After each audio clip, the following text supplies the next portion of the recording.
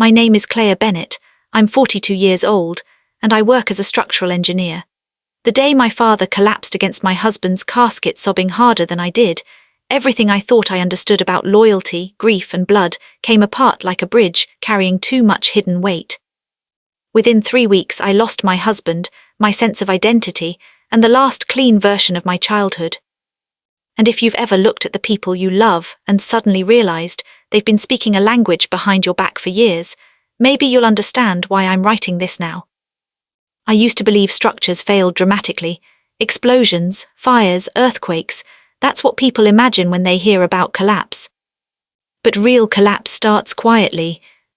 A hairline fracture, a bolt under stress, a support carrying weight it was never designed to hold. By the time the bridge falls, the damage has usually been there for years. That was my marriage. That was my family. That was my father. My husband Daniel died on a rainy Thursday morning in October. A truck crossed the median outside St. Louis and crushed the driver's side of his SUV so badly, the police officer later told me, they identified him through dental records and his wedding band.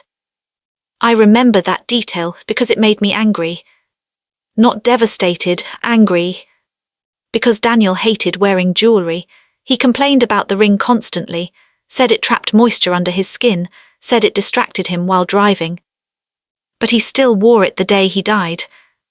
I remember sitting in the hospital family room staring at the vending machine while someone from trauma services explained catastrophic internal injuries, like those words belonged to another universe. The coffee tasted burned. The fluorescent lights buzzed overhead. My hands wouldn't stop shaking. And my father, Richard Bennett, held me so tightly I could barely breathe. "You're not alone," he whispered against my hair. At the time, I believed him. That's the humiliating part. I believed all of them. I grew up in Columbus, Ohio, the oldest daughter in a family that treated me like a temporary inconvenience. My younger brother Evan was the golden child from the minute he learned how to throw a football. My mother adored appearances, and Evan fit the picture better than I ever did.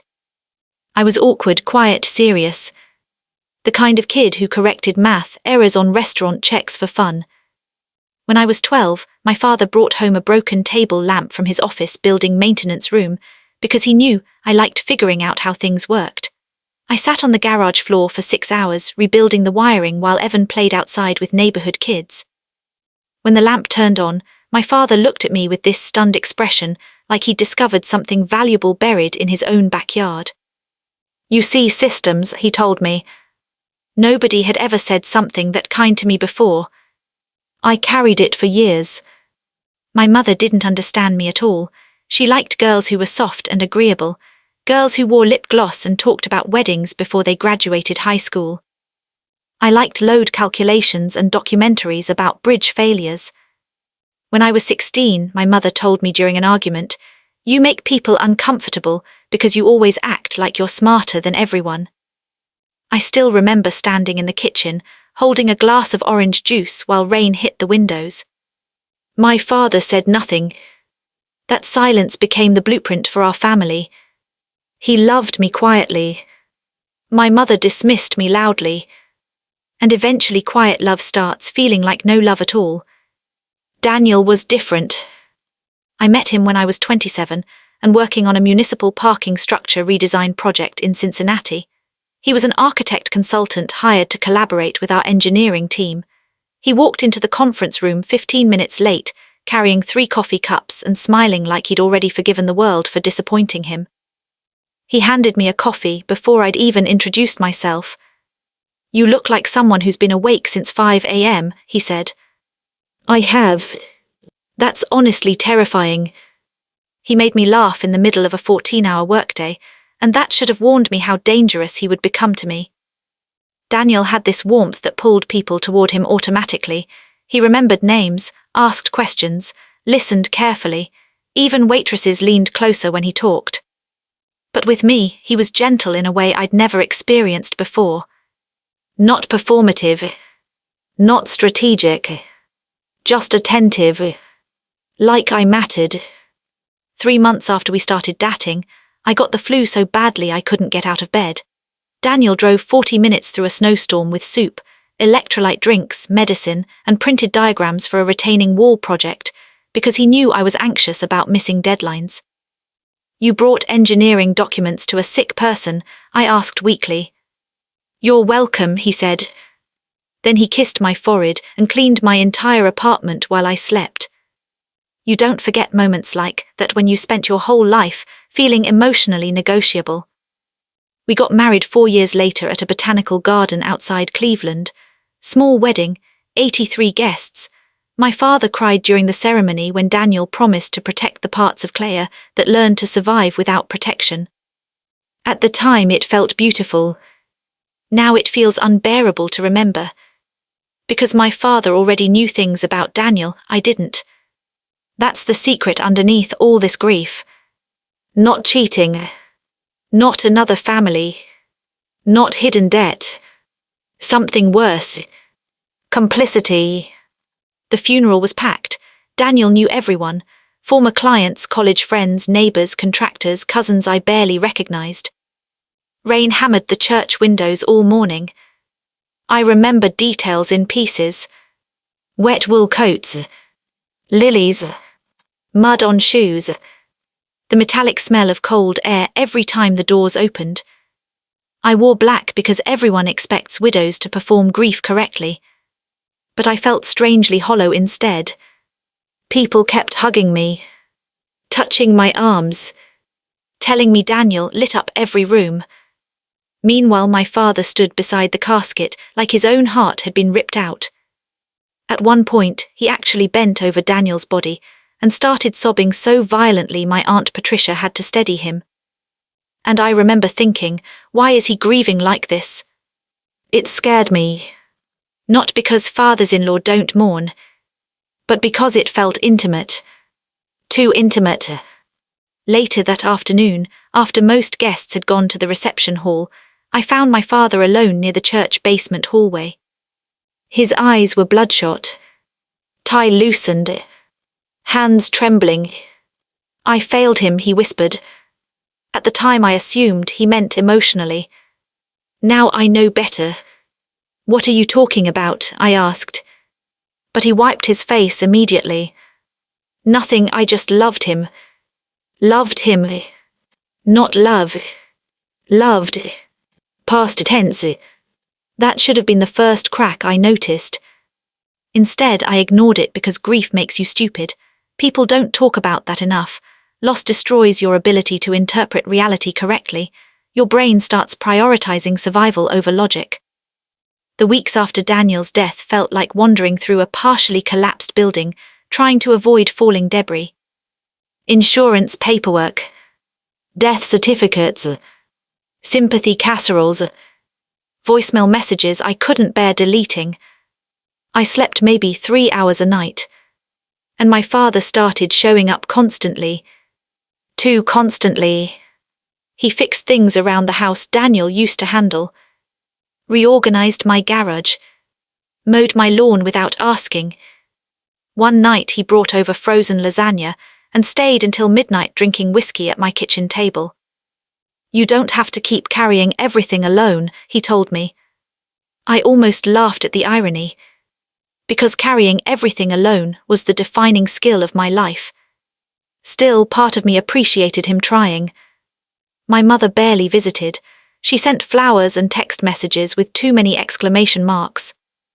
Evan came once, looked uncomfortable, then spent 20 minutes talking about real estate investments before leaving early for a golf trip. But my father stayed. And if I'm honest, I needed someone. That's what makes betrayal so complicated sometimes. The people who destroy you are often the same people who helped you survive earlier pain. About 5 weeks after the funeral, I found the key. It happened accidentally. I was cleaning Daniel's office because I couldn't stand looking at the dust anymore.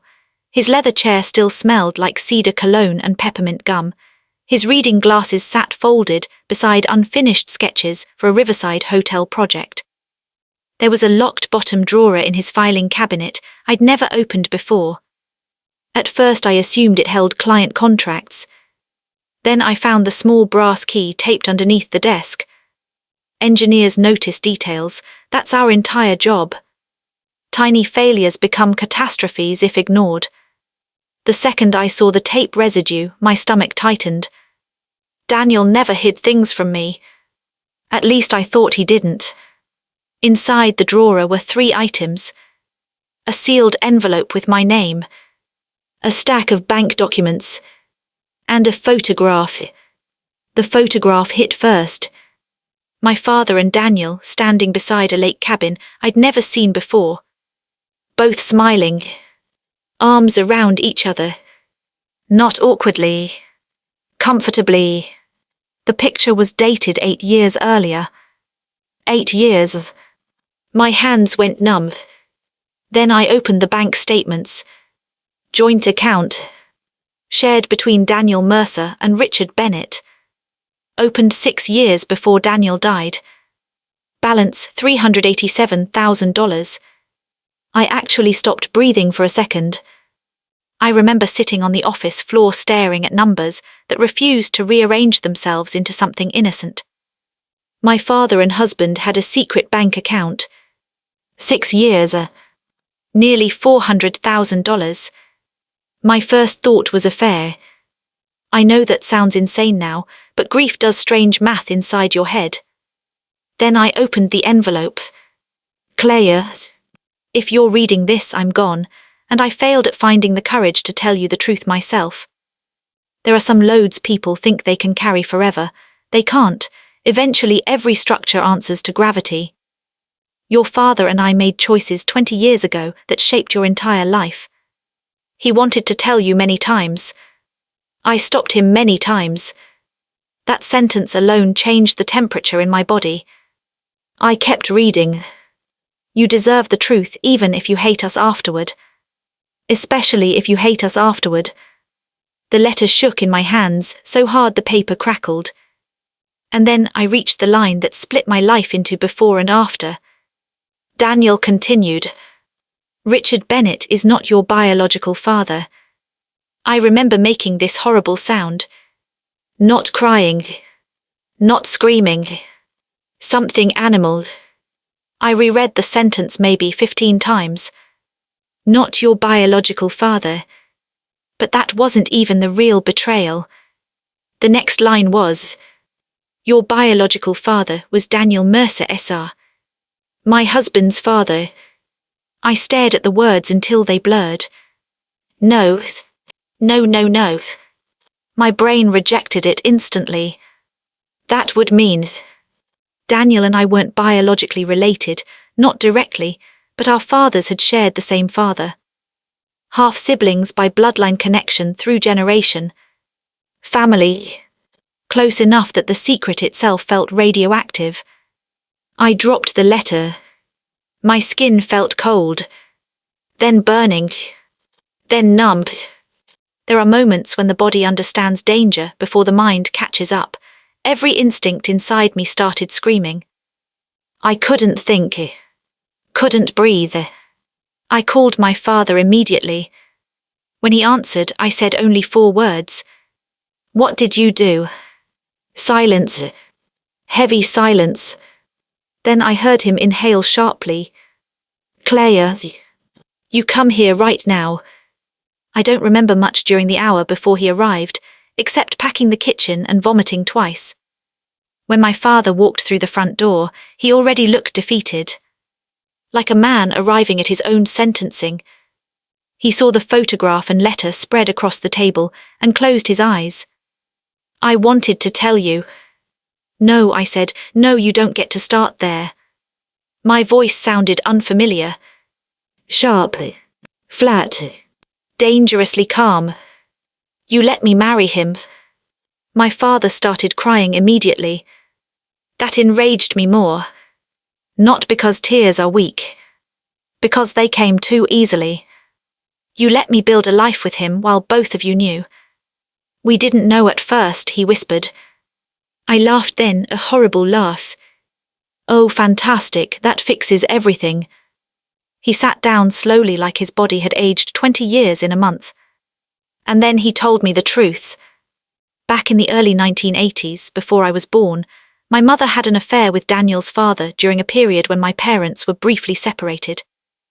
My father knew there was a chance I wasn't biologically his. But when I was born, he chose to stay, chose to raise me, chose to put his name on my birth certificate, chose silence. Years later, after I met Daniel, my father panicked. He secretly took DNA samples, confirmed the truth, then immediately tried convincing my mother we had to stop the relationship somehow. But Daniel found out, and Daniel argued against telling me. He said it would destroy you, my father whispered. I felt physically ill.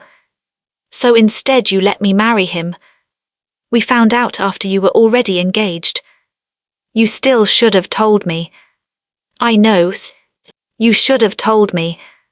I screamed that so loudly my throat tore. My father folded inward like paper.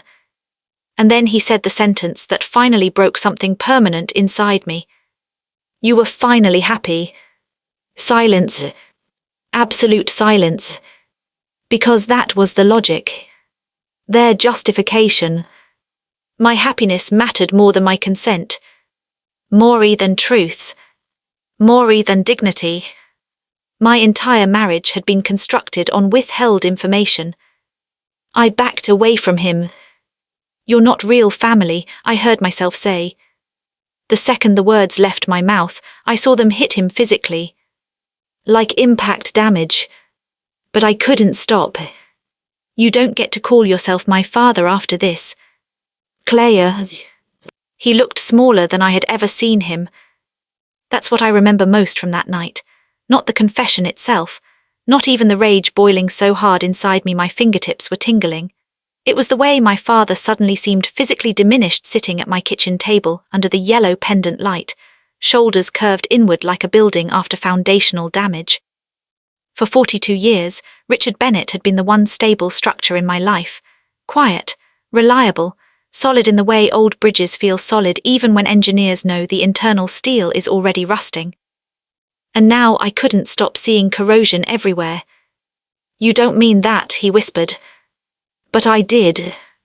At least in that moment I did. I remember gripping the edge of the counter so hard my knuckles hurt. You let me sleep beside him for 13 years, I said. You stood at our wedding, you toasted us. Tears ran down his face, real tears, not manipulative ones, that almost made it worse. Claire, please listen to me. No, you listened. My voice cracked so violently it startled both of us. You took away my right to choose. Do you understand that? I could have walked away. I could have decided for myself what I was willing to live with, but neither of you gave me that chance. He covered his mouth with one hand. I know. You don't know. I started packing because if I stood still I thought I might collapse. My entire body felt electrically unstable, like overloaded wiring hidden inside walls. How long did Daniel know? My father hesitated. That hesitation answered before he spoke. How long? About 11 years. The room tilted. 11 years. Not after the engagement. Not right before the wedding. Almost our entire relationship. I sat down hard in the chair across from him because my knees suddenly stopped cooperating. 11 years. I kept replaying memories in reverse, searching for hidden fractures. Every argument, every apology, every family dinner, every time Daniel looked at me with love in his eyes while carrying this secret inside him. Did my mother know? My father nodded slowly. I laughed again, short and broken. Of course she knew. Suddenly entire decades of her behavior rearranged themselves into coherence, the emotional distance, the way she looked at me sometimes with guilt disguised as irritation, the strange hostility whenever Daniel visited during our engagement. Not disapproval. Fear. She wanted you to break up, my father said quietly. She pushed for it constantly. But not enough to tell me the truth. He said nothing. Because there wasn't a defense for that. Outside, rain hit the windows in uneven bursts. I remember hearing the refrigerator hum. Somewhere down the street, a dog barked twice. Tiny, ordinary sounds while my life split apart. What exactly was that money for? I asked finally, pointing toward the bank statements. My father swallowed hard. For you. I stared at him. What? The account was created after Daniel found out the truth. He said if you ever learned about it and left him, or if something happened to him, he wanted you protected financially. That's supposed to make me feel better. No. At least he was honest. He felt guilty, my father whispered, every day. The anger inside me twisted unexpectedly, then because I knew that was true. Daniel had changed after our 3rd year of marriage, not dramatically, subtly. More attentive. More patient. Almost overly careful with me emotionally. At the time I thought maturity had softened him. Now I wondered if guilt had. I remembered a night about 7 years earlier when I woke at 3 a.m. and found him sitting alone on our back porch in winter without a coat. Snow covered the deck railings. What are you doing? I asked. He looked startled, almost caught. Thinking. You okay? After a long silence he said, do you ever worry love can become selfish? I thought it was some philosophical late-night nonsense. Now I understood. The worst part of betrayal isn't always the lie itself. It's discovering old memories were never what you believed. You should go, I told my father. Claire goes. He stood slowly. For a second he looked like he might try hugging me, but something in my face stopped him. At the door he turned back. I loved you from the first second I saw you, he said. Nothing about this was fake for me. Then he left. I didn't sleep that night. Or the next. Or really the next several after that. People imagine revelations happen cleanly, like scenes in movies where everything suddenly makes sense. Real life is uglier. Your brain keeps resisting, rejecting. I kept expecting to wake up and discover the letter never existed. Instead, I spiraled. I stopped answering calls. Stopped showering regularly. Barely ate. At one point, I sat on the floor of my bedroom, staring at a wall for nearly 3 hours, because I genuinely couldn't figure out what emotion I was supposed to feel first. Grief. Disgust. Anger. Shame. I loved my husband. That remained horrifyingly true. Even after everything. Especially after everything. And that's the part people struggle to understand. If he had cheated on me, maybe hatred would have come easier, cleaner. But Daniel hadn't stopped loving me. He loved me enough to destroy me slowly, instead of risking losing me immediately. There's something deeply human and deeply selfish about that kind of love. About a week later, my mother came over unannounced. I almost didn't open the door when I saw her through the glass. Patricia Bennett looked immaculate as always, cream-coloured coat, perfect hair, lipstick even at 10 in the morning. Like grief and scandal were things that happened to less organised women. You look terrible, she said immediately after stepping inside. I laughed in disbelief. Really? She crossed her arms. Well, you do. That was my mother. Even catastrophe couldn't interrupt her commitment to criticism. For a minute neither of us spoke. Then she noticed the letter still sitting on the dining table. Her expression changed instantly. So small most people would have missed it. But engineers survive by noticing stress fractures. You know, she said quietly. I nodded. She closed her eyes. And then, unbelievably, she said, I told your father this would happen. I actually stared at her. That's your opening line. What do you want from me, Claire?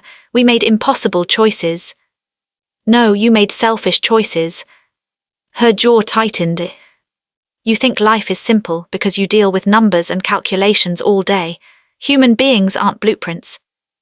Human beings also deserve informed consent before marriage. That hit. She flinched visibly. Good. For the first time in my life, I wanted my words to hurt her. You have no idea what those years were like, she snapped suddenly. Your father and I were barely surviving financially. That affair almost destroyed everything. So I became the secret. You became our daughter. No, I said quietly, I became evidence. Silence. That landed harder than shouting. My mother walked into the kitchen and gripped the countertop with both hands. You were never unwanted. I laughed bitterly. You just treated me that way half the time. That's not fair. Isn't it? The truth is, once hidden foundations are exposed, every crack becomes visible. Suddenly, I remembered every subtle difference between Evan and me. The way my mother attended all his football games, but forgot my academic competitions. The way she described him as easy. The way she called me difficult whenever I asked emotional questions. I wasn't difficult. I was living proof of the worst mistake of her life. You know what hurts most? I asked. She looked exhausted suddenly. What? That you all decided who I was allowed to be without asking me. Her eyes filled then. Real emotion finally breaking through years of polish. We were trying to protect you. No, I said, you were protecting yourselves from losing me. And there it was. The actual truth underneath everything. Fear. My father feared losing his daughter. My mother feared exposure. Daniel feared losing the woman he loved. So they built an entire emotional infrastructure around silence and hoped it would hold forever. But buried stress always surfaces eventually. Before leaving, my mother stopped beside the front door. There's something else, she said. My stomach dropped. What now? She hesitated long enough that I knew it mattered. Daniel wanted children much earlier than you did. I frowned. What does that have to do with anything? He changed his mind after the DNA results. The air disappeared from the room. Oh my God. He was terrified, she whispered. That's why he kept delaying. I physically sat down again because my legs weakened instantly. For years Daniel and I had danced around the children conversation. At 34 I wanted kids. At 35 he said maybe after his next promotion. At 37 he claimed our schedules were too demanding.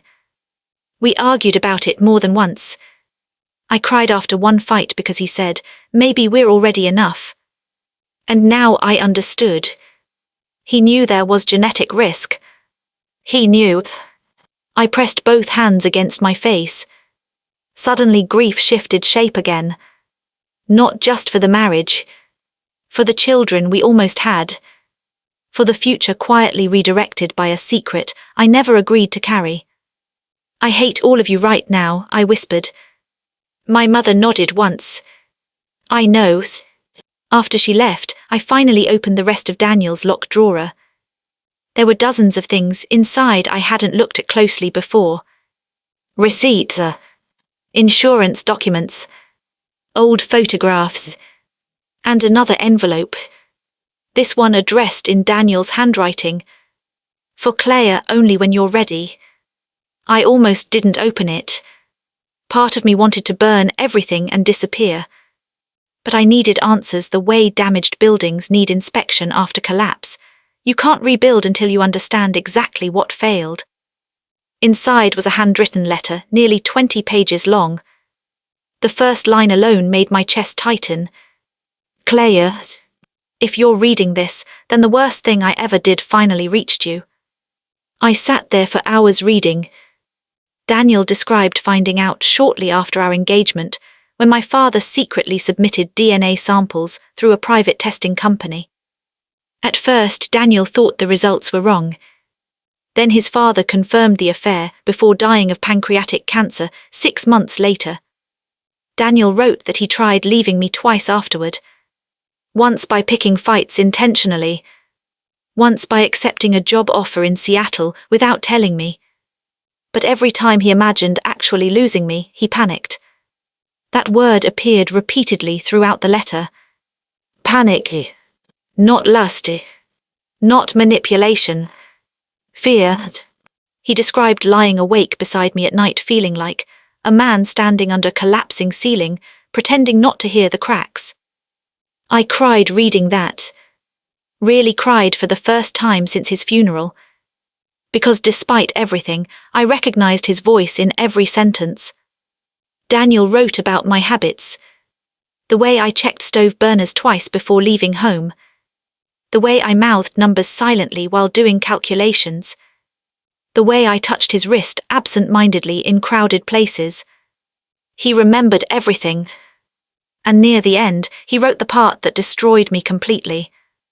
You once asked why I loved you so carefully. The truth is because every day I knew I was living inside borrowed time. I wanted children with you desperately. I wanted ordinary years. I wanted to grow old beside you without this secret poisoning everything. But I was selfish enough to keep choosing one more day with you. One more dinner. One more Christmas. One more morning hearing you complain about coffee being too weak. I knew eventually the structure would fail. I just kept hoping it would happen after we were gone.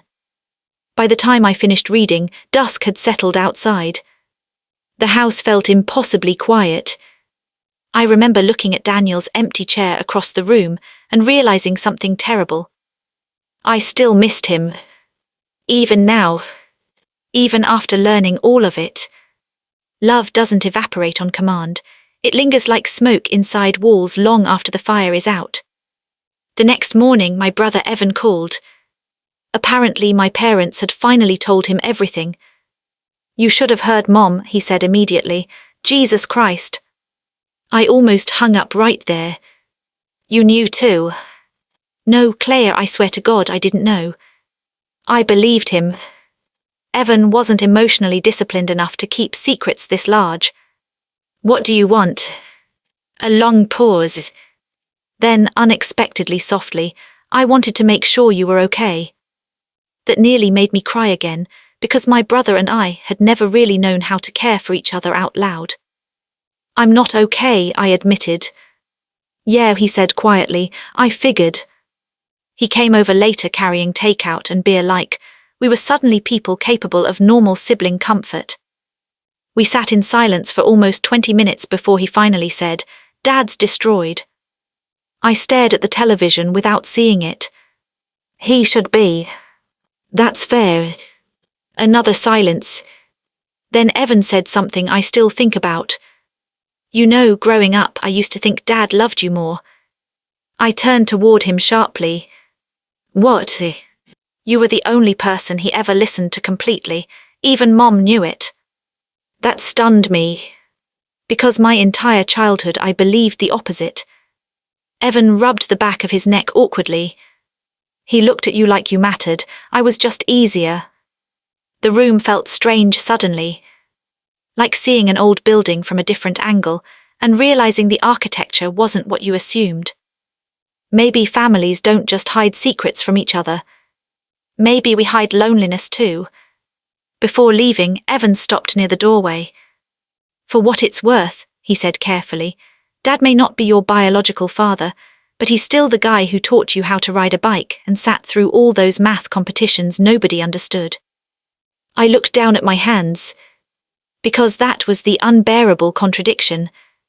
Richard Bennett betrayed me deeply. And he also loved me deeply. Both things were true at once. That's the hardest kind of truth to survive. About 2 months after the funeral, I stopped being able to tolerate my own house. Every room felt contaminated by memory. The mug Daniel used every morning still sat beside the sink because I couldn't move it. His grey wool coat hung near the front door. One of his shoes remained half under the bed because apparently the last thing we ever did together was complain about him leaving clothes everywhere. Ordinary details become vicious after death. Especially complicated death. I started staying later at work just to avoid going home. Structural engineering is strangely comforting during emotional collapse because physics doesn't care about human secrets. Steel either holds or it doesn't. Load paths are honest. Stress reveals itself eventually. People don't. I spent 12-hour days reviewing bridge rehabilitation reports and municipal inspection failures because numbers were easier than grief. One Tuesday afternoon in November, my project manager, Sandra, cornered me near the drafting room coffee station. "You've reviewed the same retaining wall calculation 4 times, she said. I blinked at her. "What? You're exhausted." "I'm fine." That's engineer language for "I'm actively disintegrating." Despite myself, I smiled weakly. Sandra had worked in civil engineering for nearly 30 years. She was the kind of woman who wore steel-toed boots with pearl earrings and scared incompetent contractors into silence. She studied me carefully. "You need time off." I already took bereavement leave. "I'm not talking about vacation, I'm talking about collapse prevention." That phrase hit harder than she realized. Collapse prevention. Too late for that. A few days later, I received a certified letter from a law office downtown. For 10 full seconds, I couldn't open it because my body immediately assumed another disaster waited inside. Instead, it was a request to attend a formal reading of Daniel's estate documents. I almost laughed. Of course there was more. Of course secrets weren't finished with me yet. The meeting was scheduled for Thursday morning at 10:00 a.m. in a cold glass conference room overlooking the riverfront. I arrived early wearing the only black blazer that still fit, because grief had stripped nearly 15 pounds off my body. My father was already there. The second I saw him, tension shot through me so fast my shoulders locked. He stood when I entered. "Claire, don't." He sat back down immediately. He looked terrible. Not dramatic movie terrible, real terrible. Grey skin. Wrinkled clothes. The posture of someone sleeping badly for weeks.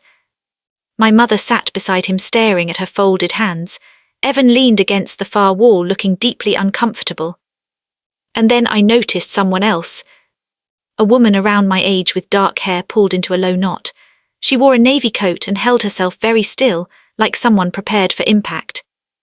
When our eyes met, something tightened in my stomach. I knew her. Not personally, but from photographs. Daniel's cousin Natalie. Except no. Not cousin. Half-sister. Another branch of the same poisoned family tree. The lawyer entered a minute later carrying several folders. "Thank you all for coming," he said gently. Nobody answered. He sat down and adjusted his glasses. As you know, Daniel Mercer updated his estate 6 months prior to his death. 6 months, meaning he revisited all of this recently. Planned for it. My pulse started pounding. The lawyer continued, "There are several financial distributions, but Mr. Mercer also left a written statement to be read aloud." Of course he did. My father lowered his head immediately like he already knew what was coming. The lawyer unfolded several pages. "Claire, if this is being read, then I failed to tell you myself, which means I chose cowardice over honesty again. I'm sorry." The room became impossibly quiet. I could hear traffic faintly through the windows. Someone coughing down the hallway. The dry rustle of paper in the lawyer's hands. There are some truths people delay because they believe timing will eventually become kinder. It doesn't. Time only reinforces the structure around the lie until dismantling it destroys everything attached to it. My mother started crying softly. The lawyer kept reading. Richard Bennett spent 42 years loving a daughter he knew might not biologically belong to him. Whatever anger exists after this, please remember that part. I stared at the table. Because damn him. Even dead, Daniel knew exactly how to complicate my rage. The statement continued. "Your father wanted to tell you after we received confirmation. I convinced him not to. That decision belongs mostly to me. I told myself I was protecting you. The truth is I was protecting my life with you." That room held so much silence it almost felt physical. Then came the part nobody expected. In recognition of the emotional harm caused by these choices, all jointly held investment accounts between Richard Bennett and myself are transferred solely to Claire Bennett Mercer. Additionally, the lake property in Michigan is transferred to Claire with no contest permitted. My head snapped upward. Lake property. The cabin from the photographs. The lawyer continued. Claire once told me buildings survive because someone accounts for hidden loads before collapse happens. This is my failed attempt to do that for her after death. The account balance totaled just over $412,000 after final adjustments. Plus the cabin. My mother looked stunned. Evan muttered, "Jesus Christ." But my father didn't move. Didn't even look surprised. Because he already knew.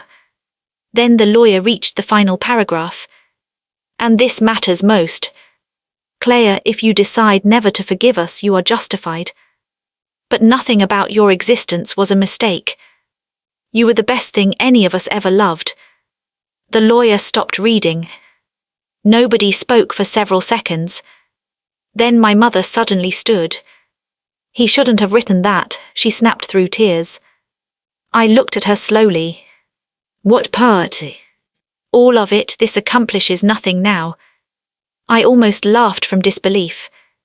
Nothing. You think money fixes this? No, I said quietly, but truth might have. Her face hardened immediately. There it is, punishment. I stared at her. You still think this is about punishment? You've always needed someone to blame. The old reflex, deflect, criticize, minimize. But something inside me had changed over the past weeks. Grief had burned away my tolerance for emotional manipulation. No, I said evenly, I needed someone to tell me the truth. My mother scoffed bitterly. You were happy. There it is again. I stood slowly. You all keep saying that like happiness built on lies is some kind of gift. Nobody answered. Because they knew. The lawyer awkwardly cleared his throat and began discussing technical estate details, but honestly I barely heard him after that. My mind kept circling one phrase from Daniel's letter. You were the best thing any of us ever loved. Not smartest. Not strongest. Loved. For most of my life, I'd felt emotionally adjacent to my own family. Useful, responsible, reliable. But not central. And suddenly, I had evidence that my existence had shaped all of them more deeply than I realized. That should have comforted me. Instead, it hurt. After the meeting ended, I headed toward the elevator without speaking to anyone. My father followed. Claire, wait. I kept walking. Please. Something in his voice stopped me finally. I turned around sharply. What? His eyes were swollen with exhaustion. I deserve your anger. That's generous of you. But I need you to know something. I crossed my arms. When your mother got pregnant, I knew there was a chance you weren't mine biologically. Everybody told me to leave. He swallowed hard. But then you were born. His voice cracked completely. And the nurse put you in my arms, and you grabbed my finger immediately. I looked away because suddenly my eyes burned. I loved you before I had proof of anything. Silence stretched between us. You still lied to me. Yes. You let me build my entire adult life on a secret. His face folded inward again. Yes. I wanted him to defend himself. Wanted him to justify it badly enough that I could hate him cleanly. But he didn't. That made forgiveness harder. I used to sit outside your bedroom when you were little, he whispered. You had nightmares constantly around age 7. I frowned slightly despite myself. I barely remembered that. You'd wake up crying that the house was collapsing. A strange chill ran through me. I'd tell you the foundation was strong enough to hold. My throat tightened unexpectedly. And now, I asked quietly. He looked directly at me. Now I think I was wrong. That nearly destroyed me. Not because it fixed anything. Because for the first time in my life, my father sounded fragile enough to tell the truth completely. I left before I cried in front of him. The lake cabin sat nearly 4 hours north in Michigan near Torch Lake. Daniel and my father had apparently used it for fishing trips over the years, though I'd only vaguely known it existed. 2 weeks after the estate meeting, I drove there alone. Partly out of anger, partly curiosity, partly because I needed somewhere disconnected from everybody else's expectations. The cabin itself was smaller than I imagined, cedar siding, stone chimney, weathered dock extending over dark blue water. Cold wind cut across the lake hard enough to sting my face. Inside smelled like pinewood, old coffee, and men who never opened windows enough. There were fishing rods stacked in one corner, blankets folded with military precision, photographs everywhere. That part hit hardest. Photos of Daniel laughing beside bonfires. My father holding enormous fish with ridiculous pride. The two of them drinking beer on the dock. Years of shared history I never knew existed. Not because it was romantic or sexual like my panicked mind originally feared after finding the bank account. Worse, they had become co-conspirators. Family tied together by protecting the same lie. I wandered through the cabin slowly touching objects like they might explain something. Then I found the workshop. A detached little structure behind the cabin filled with tools and half-finished furniture projects. And on the workbench sat a small wooden box with my name carved into it. Claire. My breath caught immediately. Inside were dozens of letters. Not from one person. Both of them. Daniel and my father. Letters they had apparently written over years but never given me. The earliest was dated 9 years earlier. Claire got promoted today. She called me crying in the car because she thought she wasn't qualified enough for the lead engineer position. I wanted to tell her she's the strongest person I know. Another from my father. She still tilts her head when concentrating exactly like she did at age 10, rebuilding that radio in the garage. Another from Daniel. Sometimes I watch her sleep and think about confession. Then she smiles at me in the morning and I become selfish again. I sat on the cold workshop floor reading until sunset. Page after page. Tiny observations. Private guilt. Love letters disguised as confessions. At one point I became so angry I threw one across the room. Then minutes later I crawled after it because I couldn't stop reading. That's grief. That's betrayal. You keep touching the wound, because part of you still hopes the pain will eventually transform into understanding. One letter from my father hit hardest of all. It was never biology, Claire. Do you understand? You were mine because I chose you every single day. I broke then. Really broke. Not elegant crying, not cinematic grief. I folded over against the workbench, making these awful choking sounds, while snow started falling outside. Because my whole life I'd secretly believed my father loved me conditionally. And now I was learning he loved me most fiercely exactly because he had chosen me. That should have healed something. Instead it made the betrayal feel even more tragic. He had all that love. And still not enough courage. I stayed at the cabin 3 days. No phones. No emails. Just silence and frozen lake water and decades of hidden truth, sitting inside wooden boxes. On the final night I found one more thing. A sealed envelope hidden beneath the workshop drawer. My hands started shaking before I even opened it, because by then I understood every hidden object carried the potential to rearrange my entire emotional reality again. Inside was a DNA report. Mine. Daniel's. And another named. Richard Bennett. Probability of paternity, 0%. At the bottom in my father's handwriting were 4 words. Doesn't change anything. I stared at that sentence for a very long time. Then I cried harder than I had since the funeral. Not because the secret was shocking anymore. Because I finally understood the terrible weight my father carried for decades. Imagine loving a child completely, while fearing one document could someday convince the world she wasn't yours. Imagine staying anyway. Choosing anyway. And then imagine betraying that same child trying to protect the fragile life you built together. Human beings are complicated structures. Strong in places that should fail. Weak in places nobody expects. When I returned home from Michigan, there was a voicemail waiting from my father. I almost deleted it unheard. Instead, I listened.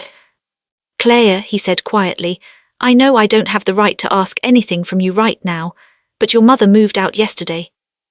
I frowned immediately. She said she can't survive living inside all this shame. Long silence. "I just thought you should know." The message ended there. And for the first time since discovering everything, my anger loosened enough for another emotion to emerge beneath it. Sadness. Not for myself. For him. Because despite everything he'd done wrong, Richard Bennett had spent 42 years holding together a family built on damaged foundations. And now the structure was finally collapsing around him. The first time I went back to my parents' house after my mother left, I almost turned the car around twice. Not because I was afraid of another fight. Because I was afraid I would forgive him too easily. People who haven't lived through betrayal think forgiveness arrives as one grand moral decision. It doesn't. Most of the time it sneaks in through ordinary moments before your pride can stop it. A trembling hand reaching for a coffee mug. An exhausted face at the dinner table. A parent suddenly looking old. That house looked different without my mother's obsession with appearances holding it together. The front shrubs were overgrown, one porch light had burned out, newspapers sat stacked beside the garage. My father opened the door before I knocked. For a second we just stared at each other. He looked thinner. Smaller somehow. Like guilt had physically compressed him. "You came," he said softly. "I almost didn't." He nodded like he deserved that. The inside of the house smelled stale. No candles, no perfume, no sound except the ticking kitchen clock. I hadn't realized before how much emotional temperature my mother controlled in that home, even when it was cold. My father gestured awkwardly toward the dining room. "I made coffee." That nearly made me smile, because my father made coffee the same way he approached emotional intimacy, overly strong and slightly bitter. We sat across from each other at the same table, where I'd done calculus homework 25 years earlier. Neither of us knew how to begin. Finally I asked, "Where'd Mom?" "At your aunt's place in Dayton." "And you?" A faint shrug.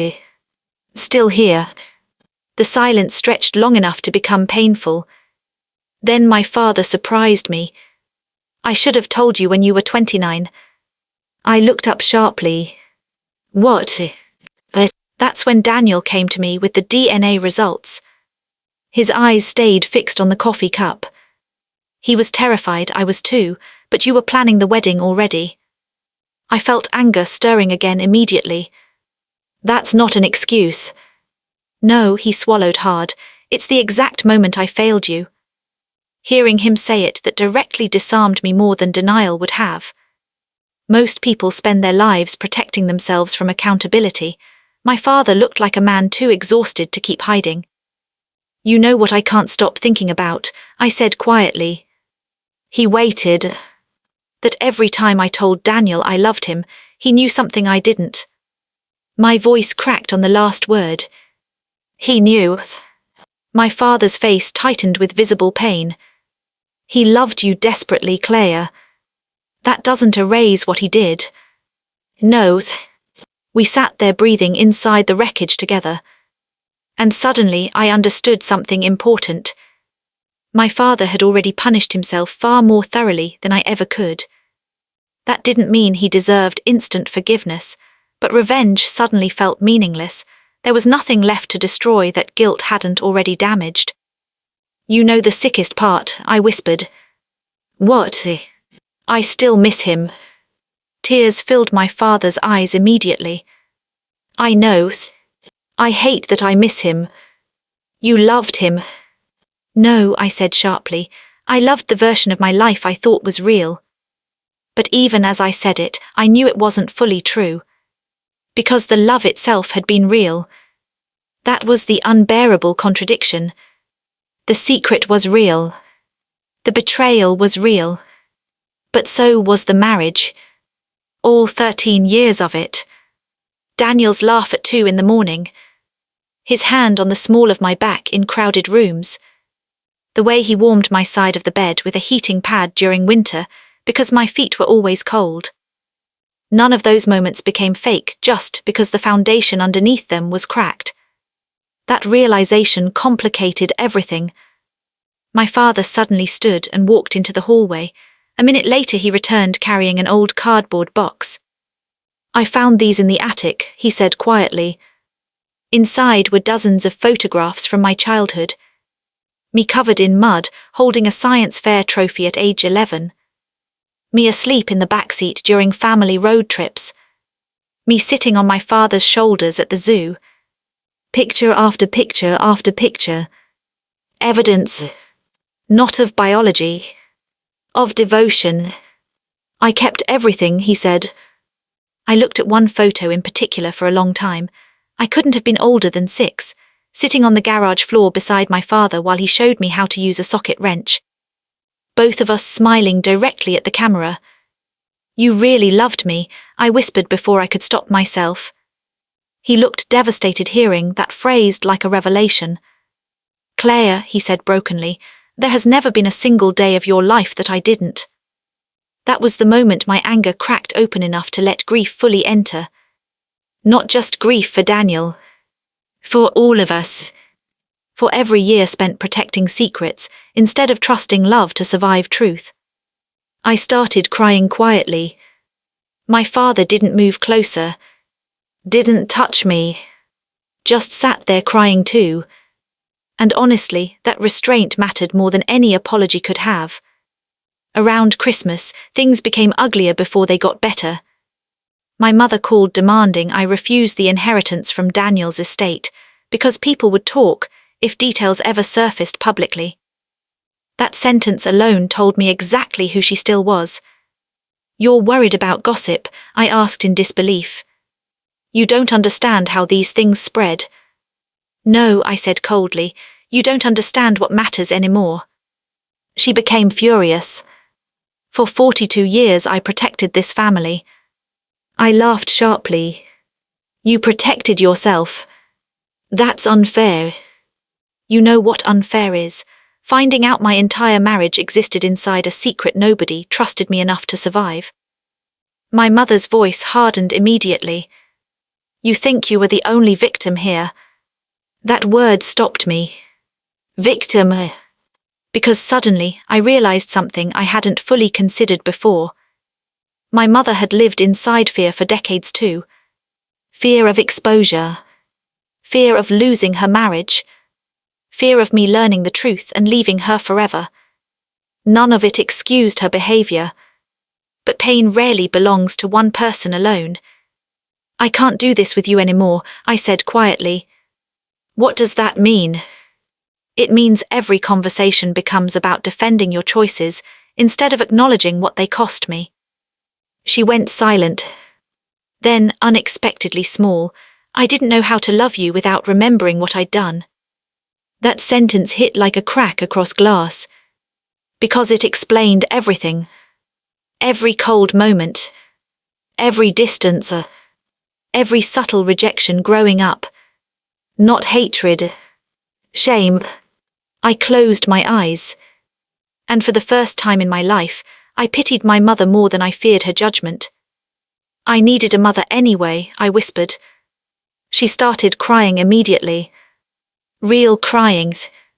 Not controlled. But I couldn't comfort her. Not yet. Maybe not ever completely. Healing isn't the same thing as restoring what existed before. Sometimes it just means stopping the damage from spreading further. By January, I finally returned to therapy after avoiding it for years. My therapist, Dr. Levin, listened quietly through nearly 2 sessions before saying something that rearranged my thinking. You keep talking about your life as if the revelation erased everything meaningful before it. I frowned. It changed everything. Yes, she said, but changed isn't the same as erased. I hated hearing that because it was true. The problem wasn't that my marriage had been fake. The problem was that it had been real while containing deception simultaneously. Human beings want clean categories. Victim or villain. Truth or lie. Love or manipulation. Real life almost never works that way. A month later, I finally visited Daniel's grave alone. Snow covered most of the cemetery. The air smelled sharp and metallic the way winter always does in Ohio. I stood there holding gloves in numb hands, staring at his name carved into stone. Daniel Mercer. Beloved husband. That word nearly broke me again. Husband. Not technically wrong. Not emotionally simple. I'm so angry at you, I whispered. Cold wind moved through bare trees overhead. You should have told me. Tears burned instantly. You should have trusted me enough to let me choose. For several minutes, I just stood there crying quietly into the freezing air. Then I laughed weakly through tears, because I suddenly remembered one stupid argument we'd had years earlier about kitchen shelves. Daniel insisted the shelves were level. I insisted they were off by 3 millimeters. He'd rolled his eyes dramatically and said, Claire, nobody notices microscopic structural flaws except you. Turns out I married the king of hidden structural flaws. That thought hurt so badly I almost smiled. Grief is strange like that. You can love someone and resent them so deeply, your chest aches from both emotions colliding. Before leaving, I touched the cold top edge of the headstone. And softly, because nobody else was there to hear it, I said, I did love you, that part was real. Then I went home. In March, my father had a mild heart attack. Evan called me at 6:12 in the morning. Dad's in Riverside Hospital. The drive there felt endless. When I arrived, my father looked pale but stable, wires attached everywhere, hospital light bleaching color from his skin. The second he saw me, his eyes filled. You came. Of course I came. And there it was again. That complicated truth. Of course I came. Because despite everything, he was still my father. Biology had become almost irrelevant by then. Love, history, damage, memory, those were the actual structural supports underneath family. The cardiologist explained stress had likely contributed heavily. No kidding. After the doctor left, my father looked toward the window quietly. I don't want you carrying this forever. What? The anger. I sat carefully in the chair beside him. I don't think anger disappears completely. No, he smiled weakly, probably not. His hands trembled slightly against the blanket. I used to think protecting people meant carrying pain for them, he said. I stayed silent. But all I really did was decide you weren't strong enough to survive the truth. That hit hard because it was exactly the wound underneath everything. Not just deception. Disrespect. They loved me while fundamentally underestimating me. I would have survived it, I whispered. I know that now. And for some reason, hearing him finally admit that allowed something inside me to unclench. Not fully. Not magically. But enough. Enough to breathe differently. Enough to stop imagining revenge scenarios at 3 in the morning. Enough to stop defining myself entirely through betrayal. A few weeks after his hospital stay, my father asked me to meet him at the lake cabin one last time before he sold his share rights completely to me. We sat on the dock at sunset wrapped in heavy coats, while the lake moved quietly beneath orange light. I used to bring Daniel here after you two fought, he admitted suddenly. I raised an eyebrow. He'd complain for hours about how stubborn you are. I almost smiled. He wasn't exactly easy either. No, my father laughed softly. You married someone exactly like yourself. That silence afterward felt gentler than previous ones. Finally, I asked the question I'd been avoiding for months. Did he ever say why he really couldn't tell me? My father stared out across the water. He said losing you would kill him faster than guilt would. My chest tightened painfully. Because I believed that too. My father looked at me carefully then. He never stopped trying to deserve you. That sentence stayed with me. Not because it erased the betrayal. Because it humanized it. Daniel wasn't a monster. My father wasn't a villain. My mother wasn't purely cruel. They were flawed people making terrified decisions under emotional pressure and convincing themselves love justified secrecy. They were wrong, but they were humans. As the sun disappeared behind the trees, my father handed me a small envelope. What's this? Open it later. Inside, back home that night, I found a handwritten note. Claire, if love alone were enough to build stable lives, none of this would have happened. But love without honesty becomes weight-bearing damage, invisible at first, catastrophic eventually. You taught me that. I'm sorry for learning it too late. Dad. Not Richard. Not technically. Not biologically. Dad. And for the first time since everything collapsed, I cried without rage attached to it. Just grief. Just love. Just the terrible cost of being human sometimes. It's been almost 3 years now. That sentence feels strange to write because part of me still measures time as before and after the funeral. Before I knew. After I knew. Everything else exists somewhere underneath those 2 collapsed beams. I'm 45 now. I still work as a structural engineer, though these days I consult more than I supervise field projects. Too many years climbing through damaged infrastructure destroyed my knees. Sandra retired last spring and sent me a handwritten note saying, "You finally learned that surviving isn't the same thing as carrying everything alone." I keep that note in my desk drawer. Funny what becomes important after catastrophe. My life looks ordinary from the outside again. That's the part nobody tells you about healing. It's rarely dramatic. There's no swelling soundtrack, no cinematic moment where pain evaporates forever. Mostly it's tiny things. Cooking for one without crying. Sleeping through the night occasionally. Hearing Daniel's favorite song in a grocery store and only needing a minute to recover instead of an entire day. Grief shrinks slowly, like water damage drying inside walls. The stains remain, but eventually the structure stops actively buckling. I sold the house Daniel, and I shared about a year after everything happened. Not because I hated it. Because I finally understood I was preserving it like a museum to a version of myself that no longer existed. Packing his things nearly destroyed me all over again. I found receipts in coat pockets, notes in sketchbooks, one grocery list that simply read, "Coffee, pasta, that yogurt Claire likes."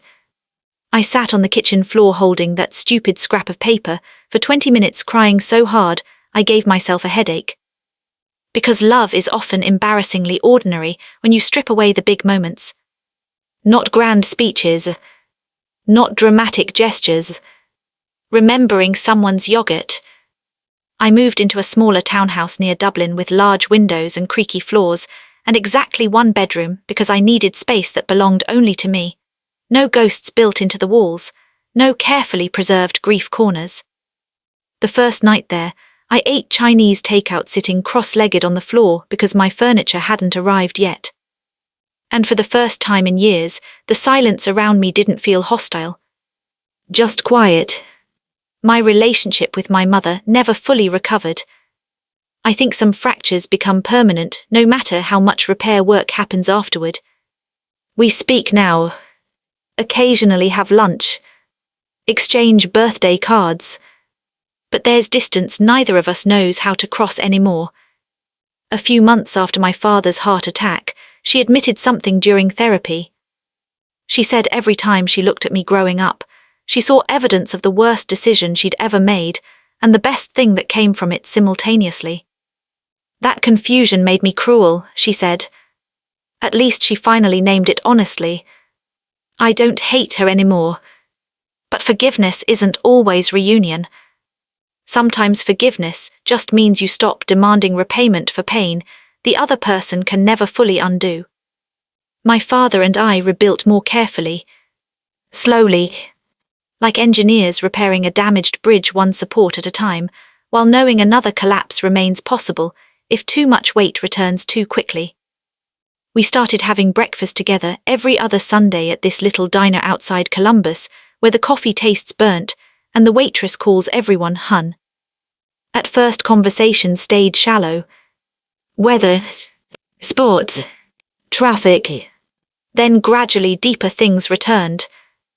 One morning he confessed he used to attend my college engineering presentations secretly because he worried I'd be nervous if you knew he came. Another time he admitted he kept every school report card I ever brought home. Even the bad chemistry grade, I joked.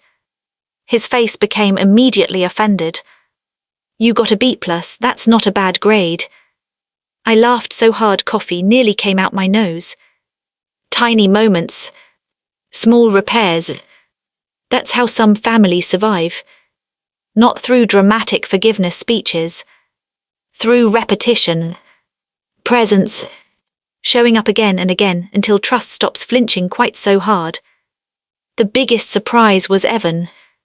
My brother and I somehow became real siblings after all this. Not perfect ones, but honest ones. Apparently shared emotional disaster forces people to either disconnect permanently or finally stop pretending. He started calling weekly after Dad's heart attack. Then visiting more. Then inviting me to things without treating me like an obligation. Last summer we spent an entire afternoon assembling patio furniture while arguing about football teams and insulting each other's tool organization methods. At one point he looked over and said casually, "You know, you've always been the strongest person in this family." I almost made a joke to deflect it. Then I stopped myself and simply said, "Thanks." Healing sometimes means allowing kindness to land without suspicion. The lake cabin stayed mine. I thought about selling it dozens of times, but every time I drove north and stood near the water, I couldn't do it. Not because of the secret. Because strangely enough, it became the first place where I finally saw the entire truth clearly. Love existed there. Fear existed there. Cowardice existed there. Human beings existed there. Now I go alone several times a year. I repaired the dock myself last autumn, replaced warped boards, reinforced the supports, sanded down old wood until my shoulders ached. There was something deeply satisfying about fixing a structure honestly after spending so many years living inside hidden damage. One evening while working, I found an old pencil mark beneath the dock railing. Tiny. Barely visible. DM plus CB. Daniel must have carved it years ago. I stared at those initials for a long time while lake water moved softly underneath me. And instead of rage, what I felt most was sadness. Not just for myself. For him too. Because I think Daniel spent the final decade of his life trapped between overwhelming love and overwhelming guilt, convincing himself silence was mercy because the alternative terrified him. He was wrong. But he suffered too. That matters to me now. Not because it excuses what happened. Because reducing people into villains eventually poisons your own ability to heal. About a year ago, I finally started dating again. Very slowly. Very awkwardly. His name is Marcus. He teaches high school history and laughs like he's surprised by his own happiness. On our third date, I told him almost everything. Not every detail. But enough. I expected him to run. Instead, he reached across the table and said gently, "That's a lot of weight for one person to carry." And suddenly, I realized how long it had been since someone looked at me without history attached. No secrets, no inherited guilt, no emotional debris already waiting in the room. Just me. I cried in the restaurant bathroom afterward from sheer relief. Not because Marcus saved me. Nobody saves you after something like this. You rebuild yourself. Other people just help hold the flashlight sometimes while you work. A few months ago, my father asked if I regretted knowing the truth now. We were sitting on the cabin porch during rainstorm season, thunder rolling across the lake, coffee steaming between our hands. I thought about it carefully before answering. No, I finally said. He looked surprised. Really? The truth hurt, I admitted, but living unknowingly inside it hurt too. I just didn't understand why. He nodded slowly. Then after a long silence he whispered, I'm still sorry. I know. And I did know. That's the thing about apologies offered consistently over years, instead of demanded instantly in one emotional moment. Eventually they become believable. Not erasing. Not fixing. Just true. Last month I finally visited Daniel's grave without crying. That felt important. I brought fresh flowers because the cemetery groundskeeper clearly hadn't maintained the area well after heavy rain. Mud covered part of the headstone. So I cleaned it. Not because he earned sainthood.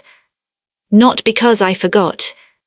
Because once upon a time, we loved each other deeply and imperfectly, and that deserves gentleness even after devastation. Before leaving, I sat beside the grave for nearly an hour talking out loud quietly like an insane person. I told him about the dock repairs, about Evan getting divorced, about Marcus teaching terrible historical impressions to his students. And eventually, I said the thing that took me 3 years to understand. You should have trusted me with the truth, I whispered. Wind moved softly through the cemetery trees. But I think you loved me the best way you knew how. That doesn't make what happened okay. I need people reading this to understand that. Love without honesty damages people. Secrets create pressure inside relationships the same way hidden corrosion destroys bridges from within. Everything may appear stable for years right up until collapse becomes unavoidable. But I also think life becomes dangerous when we refuse to acknowledge complexity. My father betrayed me, and he loved me completely. My mother failed me emotionally, and she carried shame that hollowed her out for decades. Daniel lied to me, and he spent years trying desperately to protect me from pain he helped create. All of those things can exist together. That's adulthood, I think. Realizing human beings are rarely one thing consistently. If there's any revenge in my story, it isn't dramatic. I didn't expose anyone publicly, didn't destroy reputations, didn't scream at funerals or sue people or burn houses down emotionally. I survived.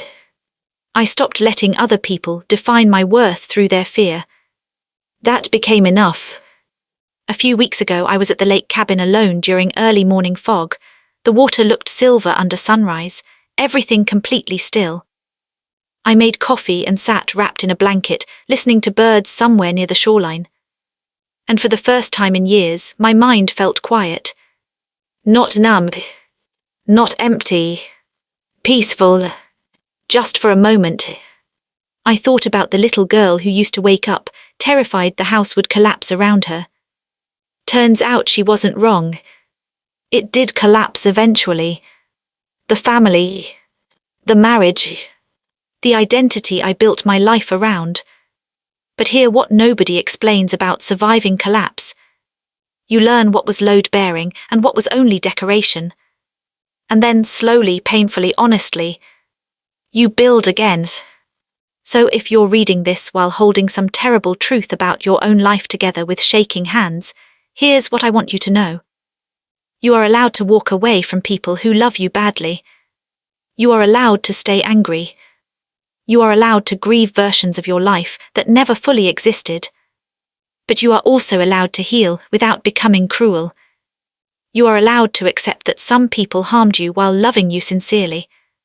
And most importantly, you are allowed to stop carrying secrets that were never yours to hold. That's what finally saved me. Not revenge. Not money. Not even forgiveness. Just the decision to live honestly after years spent inside hidden damage. And honestly, that's the strongest foundation I've ever built.